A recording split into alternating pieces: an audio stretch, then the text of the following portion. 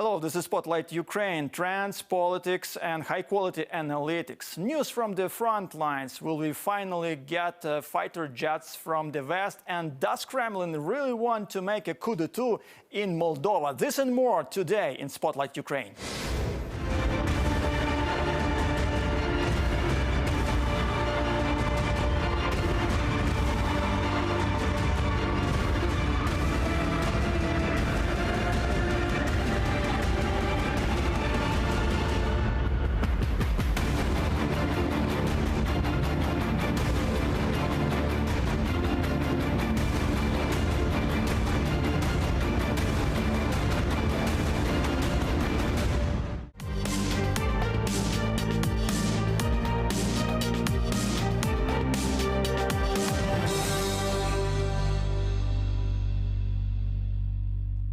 The first results of the so-called decisive offensive in Ukraine have been a great disappointment for Russians. The invaders attacked the 5 directions at once, but have not yet achieved significant success in any of them. On the contrary, they suffered a crushing defeat from the Ukrainian army when trying to attack Vuhledar. According to CNN, citing sources in American and British governments, the Russian army was not ready to go on the offensive, but launched it under political pressure from Kremlin.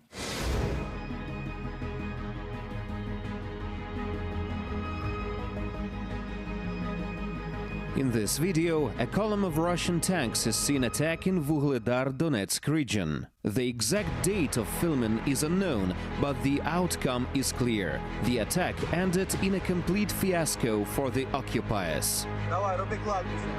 Go ahead and make a cemetery. Yes, yes, yes. The failed assault on Vuhledar caused a wave of criticism of the Russian military command. Moscow propagandists called the crushing defeat the Vuhledar catastrophe. The elite 155th Marine Brigade of Russia was defeated in this battle. And this is our broken machinery. We are going to Vuhledar. Here is another tank, and the same picture continues in a straight line. This is the first major defeat of the occupiers in the so-called decisive offensive, which is underway on 5 front lines in Donetsk and Luhansk regions. They didn't expect us to prepare and properly mine all the approaches to our positions. They were so mined that they failed to approach. They ran into mines and began to retreat, fleeing through some minefields, attacking us from the south near Vuhledar and from the north to Liman. The enemy tried to surround and encircle our main units that hold the Donetsk front line. Undoubtedly, this was to be their largest operation, and our defense forces managed to disrupt it. The occupiers have not made any significant progress in the Svatove-Kreminna section of Luhansk region, the regional authorities report. But the Russians managed to advance on the northern outskirts of Bakhmut, near Chervona Hora. However, the Ukrainian military denies that the enemy has gained a foothold in the village. The most pessimistic scenario is that we can withdraw from Bakhmut to other defense lines. I don't foresee any major changes in other areas, even in the area of Kupiansk and Dvorichne, where the Russians are moving troops. They are not advancing at all, although they have been trying for a long time to reach a section of territory that would allow them to move towards Liman. This is not really happening, so I think that the most dangerous situation is around Bakhmut. But in terms of strategic implications, even a retreat from Bakhmut does not carry any risk for any operational advantages. The UK Ministry of Defense summarized the first results of Russia's so-called decisive offensive. Over the past 2 weeks, Russia has likely suffered its highest rate of casualties since the first week of the invasion of Ukraine. Based on data from the Ukrainian Ministry of Defense, the British claim that Russia is losing more than 800 soldiers a day. But defense is also costly for the Ukrainian army. The occupiers will try to improve their position on the front line as much as possible until spring, experts say, while the Ukrainian armed forces prepare for a counteroffensive and wait for Western weapons. This week, at the 9th meeting of the Ramstein contact group, the partners announced another package of military aid to Ukraine, which will include air defense systems, tanks, artillery and ammunition. The Kremlin is still betting that it can wait us out, but 1 year on, we are as united as ever. And that shared resolve will help sustain Ukraine's momentum in the crucial weeks ahead and help Ukraine travel the challenging road that lies beyond. Meanwhile, training on Leopard tanks for the Ukrainian military has begun in Germany and Poland. Major Vadim Khodakov and his comrades came to the Polish city of Świętorzów directly from the front line in eastern Ukraine. The tankman liked the equipment very much. They are mastering it quickly. We are currently very short of armed vehicles, and I hope that when we arrive at the front line with this equipment, it will save many lives of our soldiers and bring our victory closer. We appeal to our allies, asking them to also provide Ukraine with Leopards and other tanks. As part of this component of assistance, we want to assemble the entire armed brigade. We have a positive response from our allies, and not only in terms of Leopards. The British are offering Challengers, and we are also joined by our neighbors, the Germans. Almost 24 countries have already agreed to provide Ukraine with modern tanks. However, there is no agreement on the supply of Western aircraft, in particular F-16 fighters, yet. And now I am joined by NASA astronaut Terry Virts to talk about space and military jets. Mr. Virts, welcome. Thanks for having me on. It's great to be there. Wish I was there in person. Mr. Virts, a few questions to you. I wish you could have joined me today from the International Space Station, but I'm very glad to have the opportunity to talk to you and ask you a few questions. You have flown many military jets, including the F-16 Viper, as far as I understand. I think almost every Ukrainian has heard of it now, and many have even searched for information about it on the internet. This is because Western countries are now considering whether to give us these jets so that we can fight the Russian aggressors more effectively. In your professional opinion, how much time will Ukrainian pilots need to learn to fly F-16? Well, I think the question is not if Ukraine will get F-16s. I think the question is when. Will they get them this year or next year or in 5 years? I hope sooner than later. On February 25th last year, I was tweeting that we should be training Ukrainian pilots. To be honest, it would probably take a couple months for them to get very, very good and very capable. The problem is not flying the airplane. The problem is learning all the different weapons. And so a faster, easier solution might be to integrate those weapons that we have on the existing Ukrainian MiGs for a very short-term solution. But in the long term, it would take several months. And it's not just the pilots, it's also the ground crew, the logistics. For every pilot, there's probably 10 or 20 mechanics on the ground that also have to learn how to operate the F-16. So it's not an easy, fast solution, but we need to start it today because it does take time. And that should have happened last year, in my opinion. Mr. Virts, do these jets need special airfields? No, they run on jet fuel, the same fuel that airliners do. There is a special military jet fuel, but they can also operate on basic airliner fuel. And one more question about F-16, because as I already told, this jet is very popular in Ukraine right now, and I explained why. So what is the operational range of F-16? That is, if it is based at airfield in, so to say, Western Ukraine, will it be able to fly, for example, 700, 800 kilometers with full load to the east and return? The big question is, does it fly at high altitude or low altitude? And if it's at high altitude, it could go pretty far with 2 big fuel tanks on board. If it's at low altitude, it could probably only go a few hundred kilometers. So it depends on the altitude. The problem is the Russian surface-to-air missiles are very capable, and you can't just fly F-16s up at 30,000 feet and ignore those. They'll get shot down if you do that. So the question is, how those Russian surface-to-air missiles are affecting the altitude. Mr. Virts, one more question, and about F-16. People here in Ukraine always are wondering about whether it would be better to have F-16 or F-15. What do you think? Well, I'm an F-16 guy, so I'm biased to the F-16. The F-15 is a great airplane. It's bigger. It can carry more stuff, more weapons. And the F-15E model can go really far because of the internal tanks. The problem is they're a lot more expensive to operate, and you only get half as many airplanes. So you can have twice as many F-16s as you do F-15s. I think for what Ukraine needs, the F-16 is the perfect jet. So I think we'll get them very soon. I really hope this. Recently, you responded on Twitter to Elon Musk, who said that Starlinks on the battlefield in Ukraine could start World War III. You literally wrote the following: "You are smart enough to know that resisting a dictator and fighting to defend your country isn't going to start World War III." Elon Musk is smart enough for sure. So what did you make that statement? You know, it's really been disappointing. I admire him. I love what he's done with SpaceX. But to hear some of his comments about Ukraine, it sounds like Kremlin propaganda.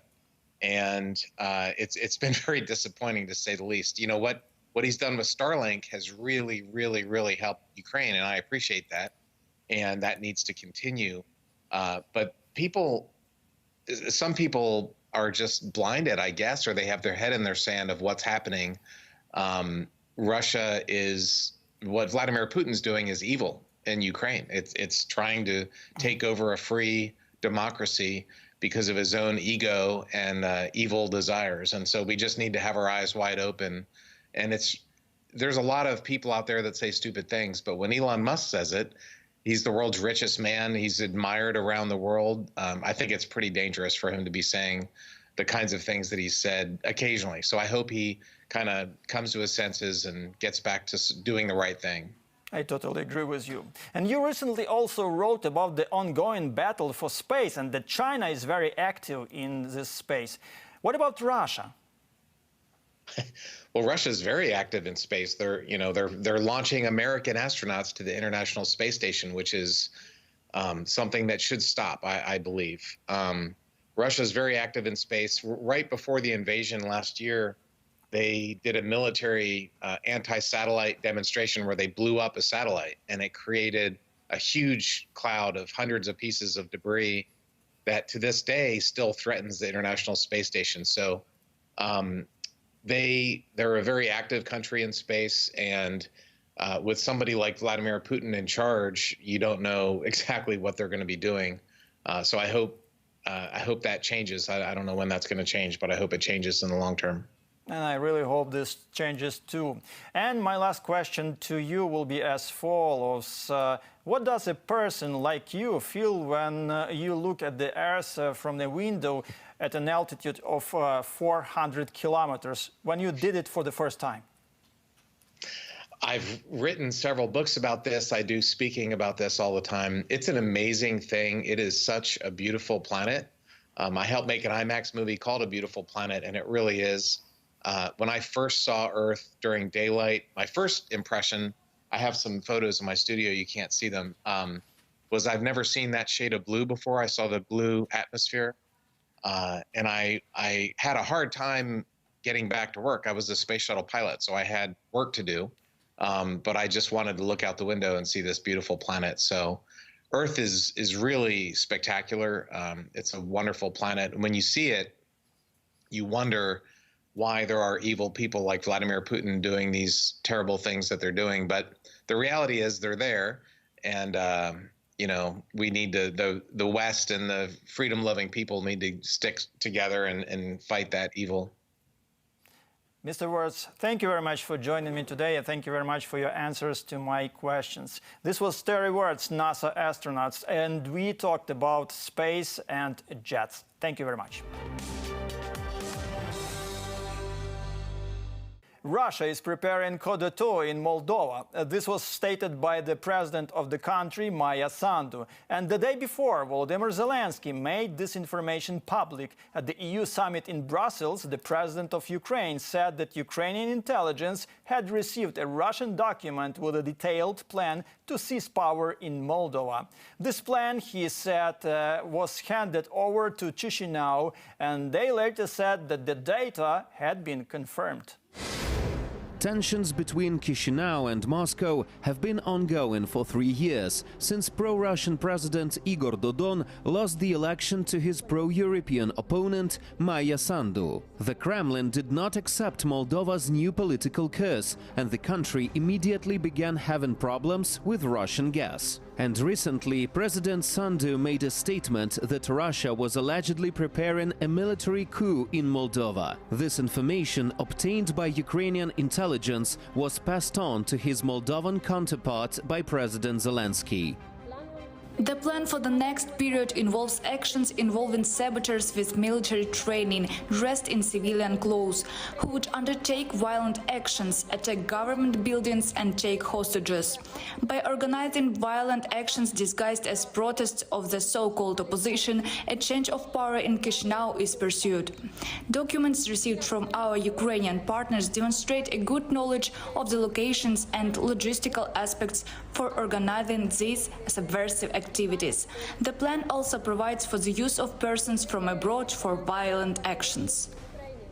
They planned to involve citizens of Russia, Belarus, Serbia and Montenegro in the coup d'etat in Moldova, Sandu said. She also openly accused the pro-Russian opposition party SHOR, which is represented in parliament, of complicity in this plan. However, the Russian Foreign Ministry called the Moldovan leader's statements unfounded and unsubstantiated. At the same time, the Kremlin does not hide its dissatisfaction with the Moldovan president.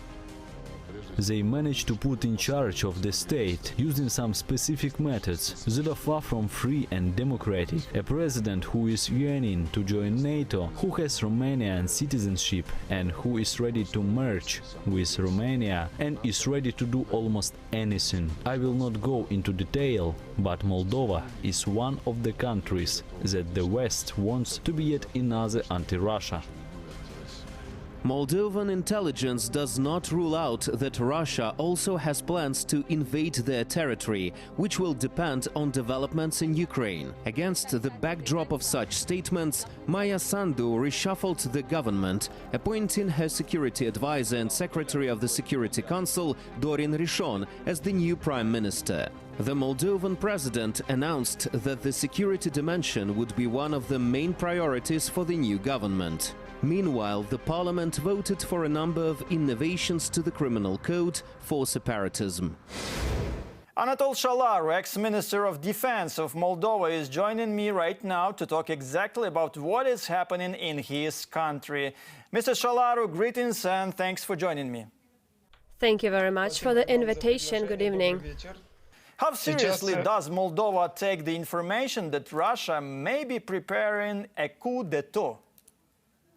The Republic of Moldova had the information, but it was not published, as though a lot of experts and special services, they were warning us that Russia is getting ready to overthrow the government of Moldova and again to appoint the pro-Kremlin government in Chisinau that will commit all the orders out of Moscow, and right now they are aiming to hold their springboard in Transnistria and again to broaden the whole Republic of Moldova in order to steadfast the whole contingent there and again to pose a real threat to Ukraine and for the western flank of NATO and in the Black Sea.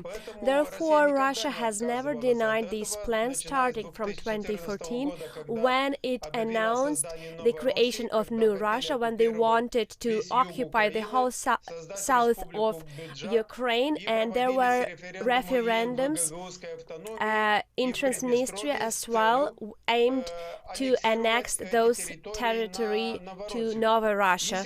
And right now, when the military option and scenario to occupy Moldova has failed, because Ukraine really saved us for the second time, Ukraine sacrificed the lives of its sons for the freedom of Europe. Russia started the Plan B. This is the destabilization of the Republic of Moldova, again corruption of the deputies and stakeholders, and again to commit the coup d'etat with aim to capture the power by means of the pro-Russian parties, the Party Shon and the Party Socialist Party. They invested a really enormous sum of money to hold the protests. They brought about the gas supply shortages, and when they understood that there is something missing because we have the alternative of gas and electricity, they started their another stage. Again, right now they are aimed to invest a lot of funds into the organization of protests, and again they sent different special agents into Moldova, specializing in the destabilization and coup d'etat in Moldova, and also overthrown the government. And Maya Sandu, actually, she couldn't made it publicly, but again, President Zelensky, before that, addressing the whole world, he mentioned that he gave the whole scenario, he passed through this scenario to the president of Moldova.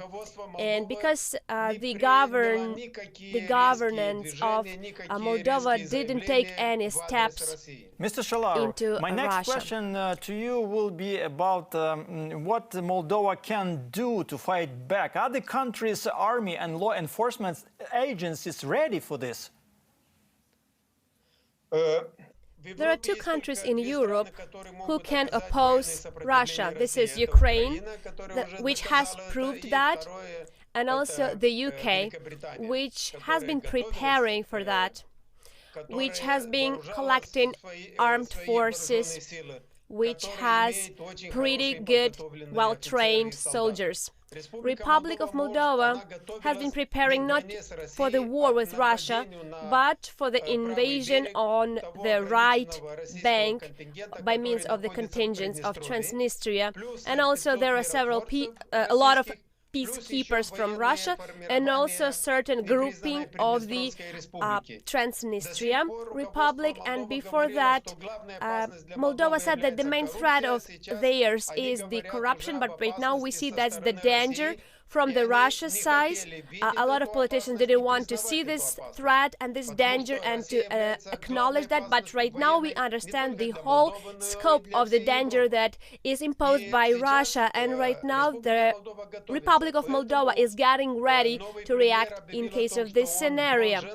The people and the government of Moldova, they will try to consolidate the state institutions of army, not only army, but their courts, prosecutors' offices, and law enforcement bodies, the anti-corruption institutions, because we have recently a law on separatism.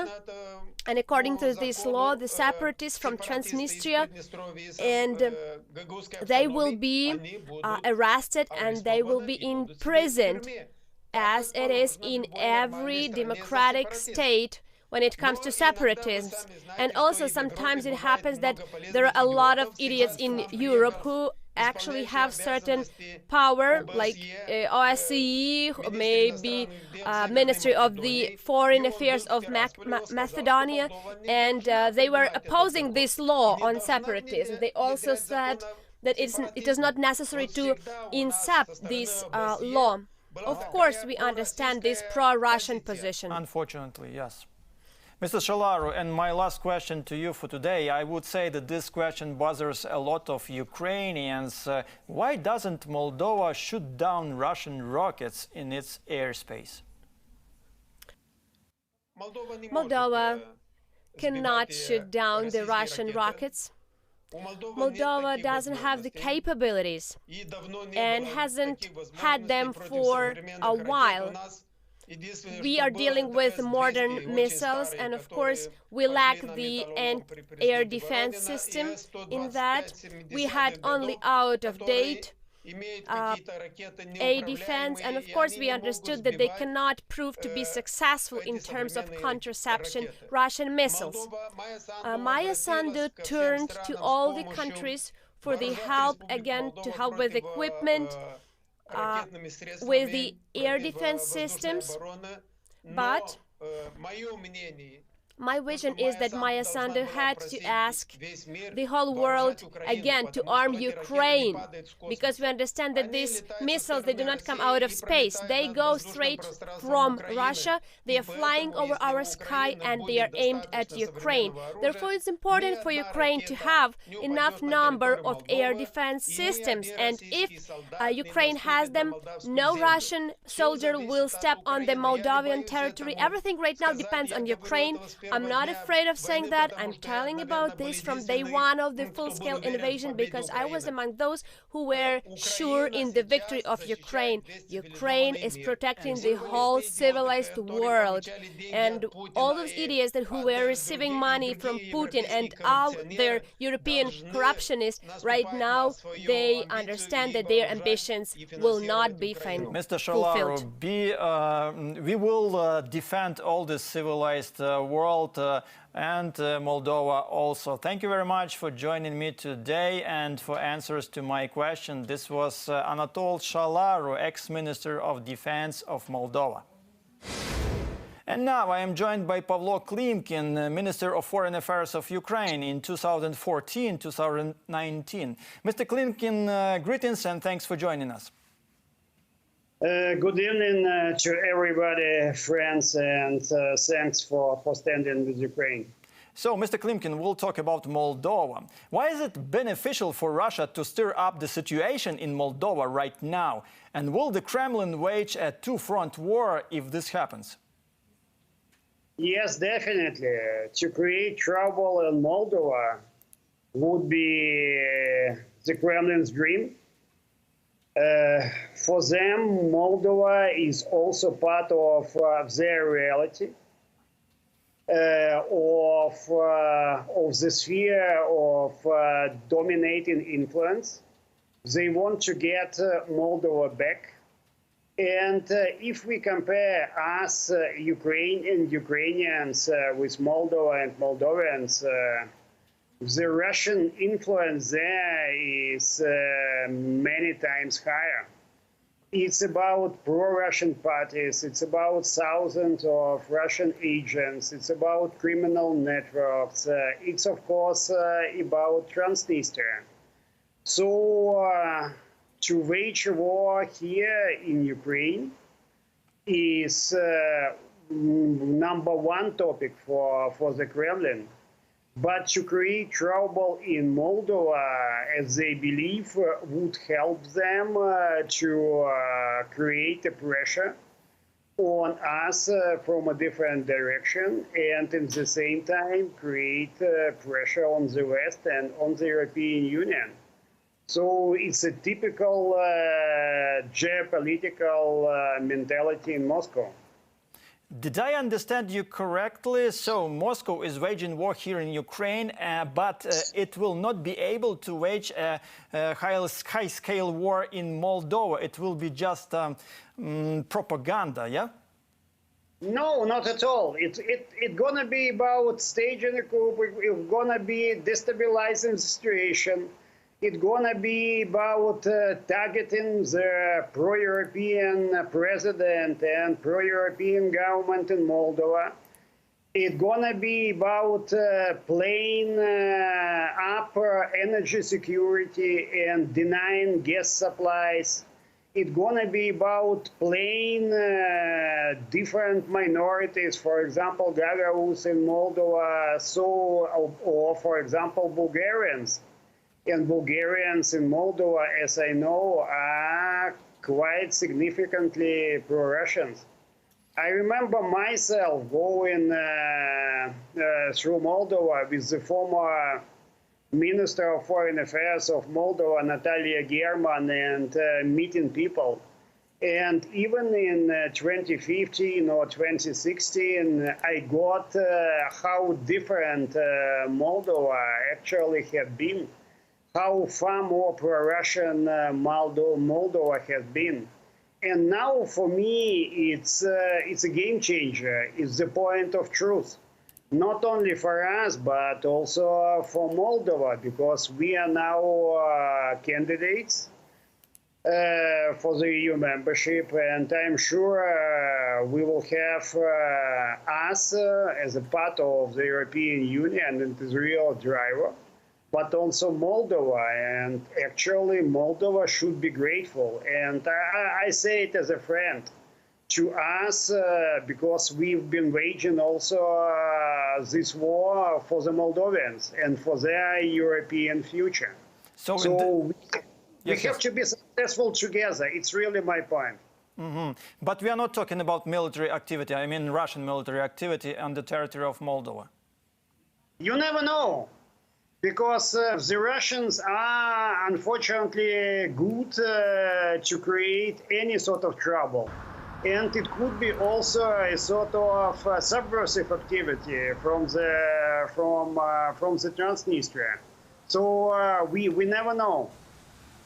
Okay, so but does Moldova have a chance to resolve the situation with Transnistria and regain control of their unrecognized republic? You have stated that Russia is already losing control over Transnistria. How does this manifest itself? It's gonna happen, definitely, because the current status quo is untenable, is not sustainable. Clearly, there are gonna be no Transnistria as we had it for all these years, as a sort of Russian enclave controlled by the FSB and criminal networks. The future of Transnistria is fundamentally different from their past. I am absolutely sure of it. And Mr. Klimkin, my last question to you for today will be as follows. Is Moldova ready to fight back all what Kremlin is going to do on its territory, I mean Moldovan territory? They should be, because for them it's a point of survival as a democratic and European nation. And of course, pro-Russian mood in Moldova is quite widespread, but it's changing. They understand their future is in Europe, and you have to fight for your future. It's one of the lessons we've got from the war with Russia, and the same lessons should be also taught now on all the Moldovans. So I wholeheartedly wish all the success to the Moldovans and Maya Sandu.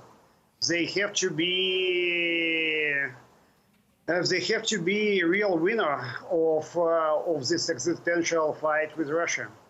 We need to be all winners in our fights with Russia, and I am sure we will be. Mr. Klimkin, thank you very much for joining me today, and thank you very much for your honest answers. This was Pavlo Klimkin, Minister of Foreign Affairs of Ukraine in 2014-2019.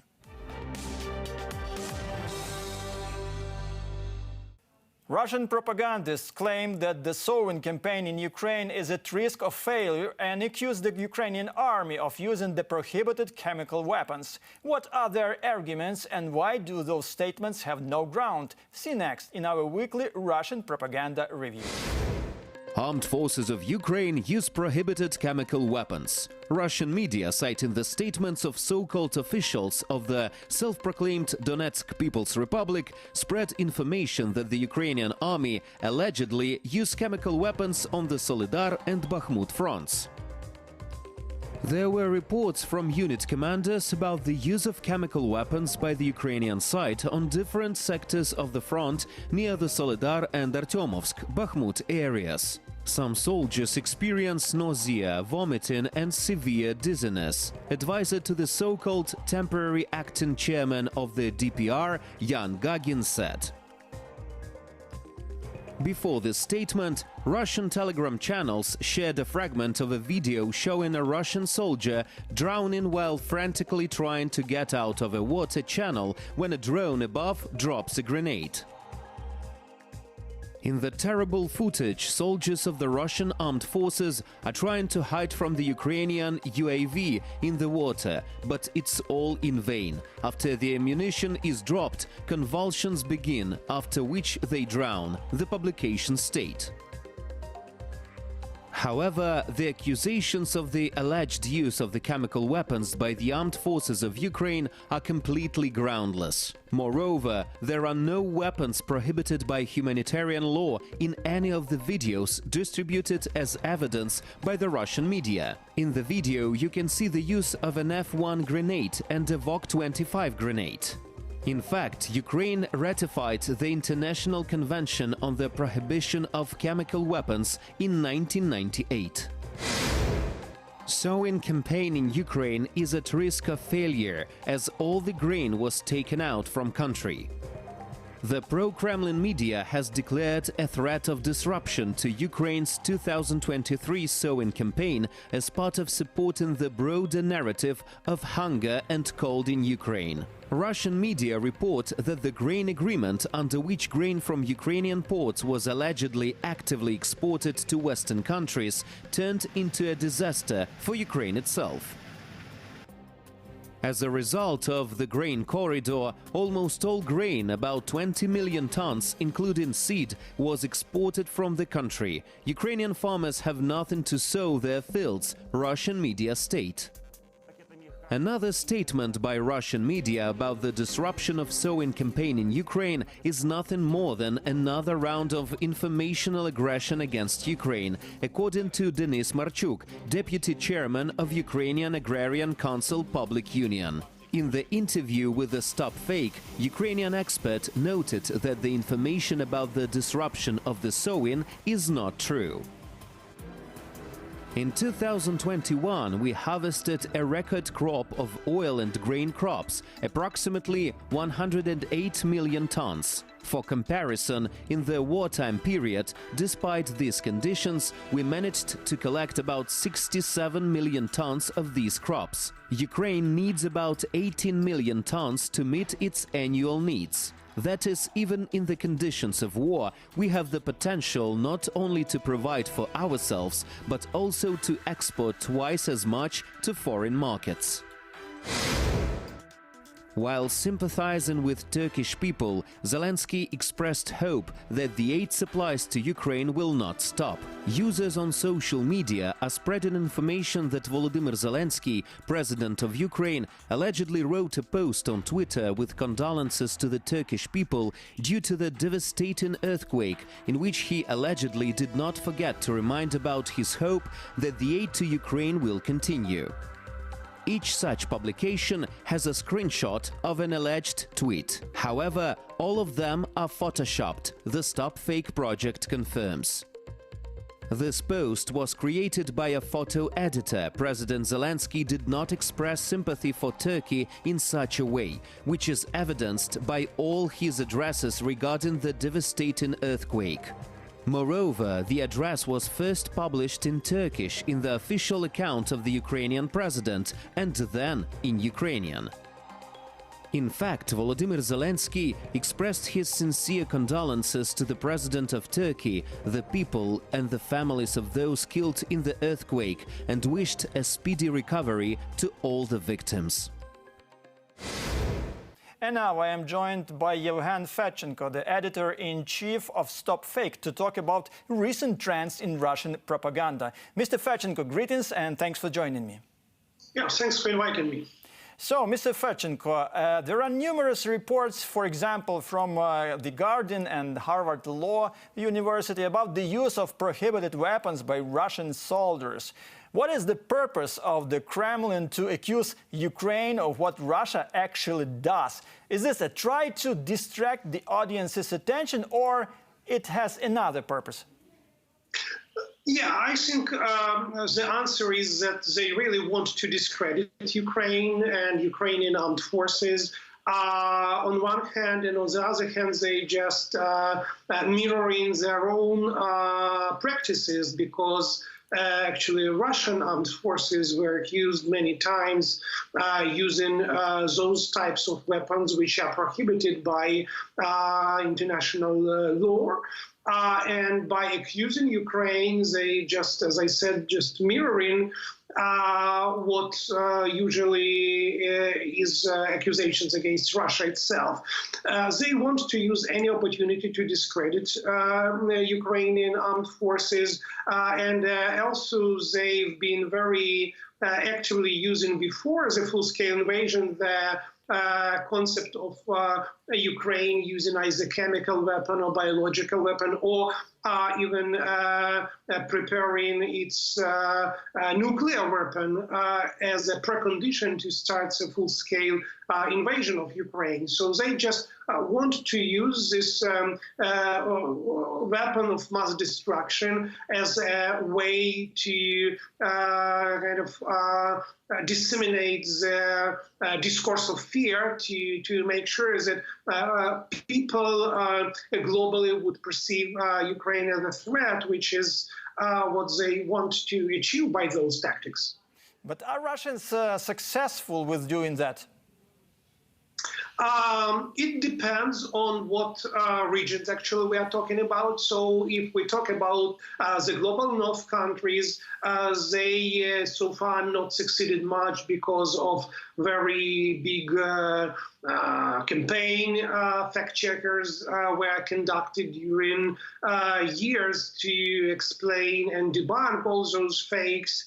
Also because of the very critical level of perception of Kremlin rhetorics, and just because Kremlin and its disinformation machine is completely discredited and nobody believed them. On the other hand, we have a different situation in the countries of global south, where still we find a lot of audiences who tend to believe, at least partially, in what Kremlin wants to propagate. And this is the region where Ukraine needs to pay a lot of attention and try to talk to local media and local policymakers to explain all those things, and also try to organize campaign that would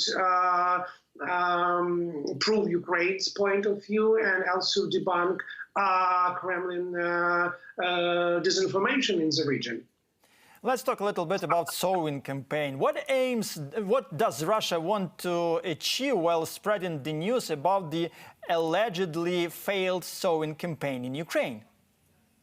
I think for that narrative, there are two potential audiences. One is inside Ukraine to disseminate fear in the countries that potentially Ukraine might face problems with food in the future because of this. On the other hand, they absolutely clearly blame international agreements Ukraine achieved and is fulfilling, delivering those food surpluses to international markets, including in the global south countries. So they want to reach out to those countries as well, and again to put the blame on Ukraine for any shortages of food supplies in the future, in the same way as they are doing that right now. So every time we see any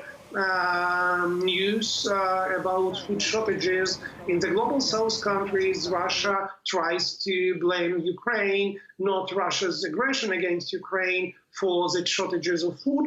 And again, Russian disinformation tried to fully explode the food crisis as one of the side effects of its aggression against Ukraine. Oh, I see, unfortunately. Mr. Fedchenko, and my last question to you for today will be as follows. How does the strategy of dehumanizing Ukrainian governments help Russia in the informational war? This is not a new approach. They've been doing that since 2014 or even before. And this narrative is not new. They really been working very hard to disseminate that among different audiences to make sure that Ukrainians would really look absolutely dehumanized and they would not get any support from allies and partners, that Ukraine would not be able to get any arms supplies, any financial support, or any moral support, because the image they've been constructing of Ukrainians as fascists who came to power as a result of coup d'etat, who was conducting allegedly genocide in Donbass against local population and other scenes. All that was working together to demonstrate that Ukrainians are really non-real humans and they should not get any real support. That was the main purpose of this campaign. Thank you very much, Mr. Fedchenko. Thank you very much for joining me today, and thank you very much for your answers. This was Yevhen Fedchenko, the editor-in-chief of StopFake. We were talking about recent trends in Russian propaganda.